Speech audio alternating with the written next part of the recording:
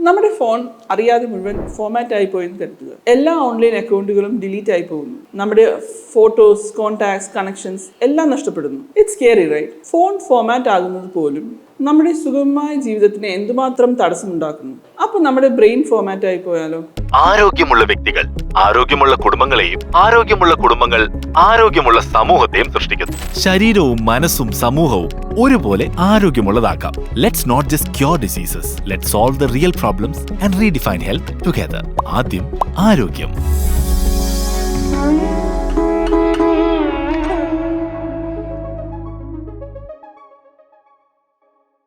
ഓർമ്മകൾ നഷ്ടപ്പെടുന്നതിനേക്കാൾ ഭയാനകമായ ഒരവസ്ഥയില്ല. ചുറ്റുമുള്ള പ്രിയപ്പെട്ടവരെ, നമ്മുടെ സന്തോഷങ്ങൾ, സുഖങ്ങൾ, ദുഃഖങ്ങൾ എന്നുവേണ്ട ദൈനംദിന പ്രവൃത്തികൾ പോലും എന്ത് ചെയ്യണം എന്ന് മറന്നു പോകുന്നൊരവസ്ഥ. നമ്മളെ ബാധിക്കുന്ന മറ്റു പല അസുഖങ്ങളെ പറ്റി നമ്മൾ ബോധവാന്മാരാണ്. എന്നാൽ എന്തുകൊണ്ടോ ഇപ്പോഴും ഡിമെൻഷ്യ എന്ന കണ്ടീഷനെ പറ്റി ഇന്നും കാര്യമായ ചർച്ചകൾ നടക്കാറില്ല. ലോകത്താകമാനം കോടിക്കണക്കിന് ആൾക്കാർ ഡിമെൻഷ്യ എന്ന അസുഖവുമായി കഴിയുന്നു. മെന്റൽ എബിലിറ്റിയിൽ വരുന്ന തകരാറുകൾ, അതായത് ഓർമ്മ, ചിന്തകൾ തുടങ്ങിയ കോഗ്നിറ്റീവ് ഫങ്ഷൻസ് പറ്റാതാവുന്ന അവസ്ഥയെ മൊത്തത്തിൽ വിളിക്കുന്ന പേരാണ് ഡിമെൻഷ്യ. ഇതിലെ ഏറ്റവും കോമൺ ആയി കാണുന്ന അവസ്ഥയാണ് അൽഷിമേഴ്സ്. അധികം ആളുകൾ ചർച്ച ചെയ്യാത്ത ഡിമെൻഷ്യയുടെ മറ്റൊരു വകഭേദമാണ് ലെവി ബോഡി ഡിമെൻഷ്യ.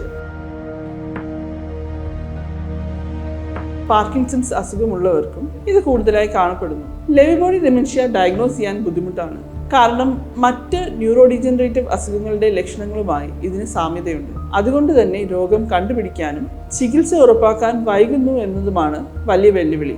എന്താണ് ലെവി ബോഡി ഡിമെൻഷ്യ? ആൽഫ സിന്യൂക്ലിൻ എന്ന പ്രോട്ടീൻ കണ്ടന്റ് അസാധാരണമായ അളവിൽ തലച്ചോറിൽ ഡെപ്പോസിറ്റ് ആകുന്ന അവസ്ഥയാണ് ഇത്. ലെവി ബോഡി എന്ന വിളിപ്പേരുള്ള ഈ ഡെപ്പോസിറ്റ്സ് ബ്രെയിനിന്റെ പ്രവർത്തനങ്ങളെ തടസ്സപ്പെടുത്തുന്നു. ചിന്തിക്കാനും ഓർമ്മിക്കാനും ഉള്ള കഴിവുകൾ കുറയുന്നു. ചലനശേഷിയിൽ ബുദ്ധിമുട്ടുകൾ ഉണ്ടാകുന്നു. സെൻസറി ഡിസ്റ്റർബൻസസ് ഉണ്ടാകുന്നു. സാധാരണയായി 60 വയസ്സിന് ശേഷമാണ് ലെവി ബോഡി ഡിമെൻഷ്യ ബാധിക്കാറുള്ളത്. എന്നാൽ ചിലരിൽ 60 വയസ്സിന് മുന്നേയും ഈ അവസ്ഥ ബാധിച്ചു കാണാറുണ്ട്. അൽഷിമേഴ്സിന്റെയും പാർക്കിൻസൺസിന്റെയും ലക്ഷണവുമായാണ് ഇതിന് കൂടുതൽ സാമ്യം. തിങ്കിങ്, മെമ്മറി, മൂവ്മെന്റ് എന്നിവയിൽ ഉണ്ടാകുന്ന പ്രശ്നങ്ങളോടൊപ്പം വിഷ്വൽ ഹാലുസിനേഷൻസ്, ഉറക്കക്കുറവ്, ശ്രദ്ധയോടിരിക്കാനും അലേർട്ടായിരിക്കാനും സാധിക്കാതെ വരിക തുടങ്ങിയ പ്രശ്നങ്ങളും ലെവി ബോഡി ഡിമെൻഷ്യയുടെ ലക്ഷണങ്ങളാണ്. മനസ്സിലുള്ള ഇൻഫർമേഷൻ ഓർത്തെടുക്കാനും ആലോചിക്കാനും ഇത്തരക്കാർക്ക് വളരെയധികം സമയം ആവശ്യമായി വരും. കാര്യങ്ങൾ കമ്മ്യൂണിക്കേറ്റ് ചെയ്യാനും ലാംഗ്വേജ് യൂസ് ചെയ്യാനും ബുദ്ധിമുട്ടുണ്ടാകും. Lewy body dementia autonomic nervous സിസ്റ്റത്തെയും ബാധിക്കാറുണ്ട്. Lewy body dementia autonomic imbalance ഉണ്ടാക്കുകയും ഡിസ് ഓട്ടോണോമിയ എന്ന കണ്ടീഷൻ ഉണ്ടാവുകയും ചെയ്യും. This can cause symptoms like BP fluctuations, തലകറക്കവും ബോധക്ഷയവും, കൺട്രോൾ ഇല്ലാതെ മൂത്രം പോകുന്ന അവസ്ഥ,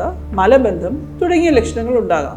ലെവി ബോഡി ഡിമെൻഷ്യ കണ്ടുപിടിക്കാൻ പ്രത്യേകമായ ടെസ്റ്റുകൾ ഇല്ല എന്നുള്ളത് ഒരു വലിയ വെല്ലുവിളിയാണ്. ലഭ്യമായ ഒന്നിലധികം ടെസ്റ്റുകളുടെ അടിസ്ഥാനത്തിലാണ് രോഗനിർണയം നടക്കുന്നത്. ന്യൂറോളജിക്കൽ എക്സാമിനേഷൻ നടത്തുന്നു, കോഗ്നിറ്റീവ് ടെസ്റ്റുകൾ നടത്തുന്നു, ബ്രെയിൻ ഇമേജിംഗിനായുള്ള MRI, CT പോലുള്ള സ്കാനിംഗ് നടത്തുന്നു, ഡോപ്പമിൻ ട്രാൻസ്പോർട്ടർ ലെവൽ പരിശോധിക്കാൻ DAT സ്കാനിംഗ് ചെയ്യുന്നു, മെഡിക്കൽ ഹിസ്റ്ററി പരിശോധിക്കുന്നു, ഫിസിക്കൽ എക്സാമിനേഷൻ ചെയ്യുന്നു എന്നിങ്ങനെ വിവിധ പരിശോധനകളുടെ അടിസ്ഥാനത്തിലാണ് ലെവി ബോഡി ഡിമെൻഷ്യ കണ്ടുപിടിക്കുന്നത്. രോഗം പൂർണ്ണമായി ഭേദമാക്കാൻ ചികിത്സയില്ല എങ്കിലും സിംറ്റംസ് മാനേജ് ചെയ്യാനും ലൈഫ് ക്വാളിറ്റി ഇംപ്രൂവ് ചെയ്യാനും സാധിക്കും. Hallucinations, sleep disturbances, movement disorders പോലുള്ള പ്രധാന രോഗലക്ഷണങ്ങളെ നിയന്ത്രണ വിധേയമാക്കാൻ പറ്റും. കോഗ്നിറ്റീവ് തെറാപ്പിയിലൂടെ ഓർമ്മകളെയും ചിന്തകളെയും മെച്ചപ്പെടുത്താം. മൊബിലിറ്റിയും ബോഡി ബാലൻസും ഇംപ്രൂവ് ചെയ്യാൻ ഫിസിക്കൽ തെറാപ്പികൾ ചെയ്യാം. ദൈനംദിന കാര്യങ്ങളിൽ സഹായിക്കാൻ ഒക്യുപേഷണൽ തെറാപ്പിയും നടത്താം. ആൽഷിമേഴ്സ് പോലുള്ള സമാനാവസ്ഥകളെ പോലെ തന്നെ ലെവി ബോഡി ഡിമെൻഷ്യ പേഷ്യന്റിന്റെയും കെയർ ഗിവേഴ്സിന്റെയും ജീവിതം ഒരുപോലെ ചലഞ്ചിങ് ആക്കുന്നു. സിംറ്റംസ് മാനേജ് ചെയ്യാൻ ലൈഫ് സ്റ്റൈൽ ചേഞ്ചസ് അനിവാര്യമായി വരുന്നു.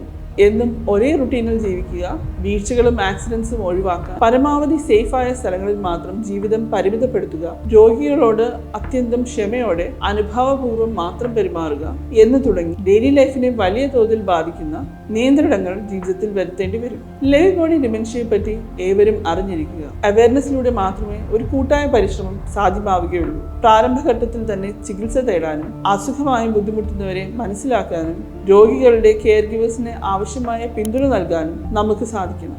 ജീവിതത്തിന്റെ താളവും ഗതിയും കീഴ്മേൽ മറിയുന്ന അവസ്ഥയാണിത്. ചുറ്റുമുള്ളവരുടെ പിന്തുണയോടെ മാത്രമേ ഈ സിറ്റുവേഷൻ ഹാൻഡിൽ ചെയ്യാൻ സാധിക്കുകയുള്ളൂ. Life is so unpredictable. നമുക്ക് കരുതലോടെ മുൻപോട്ട് നീങ്ങാം. ആദ്യം ആരോഗ്യം. തിരുവനന്തപുരത്തെവിടെയും ഡോക്ടർ വീട്ടിലെത്തി ചികിത്സ നൽകുന്നു.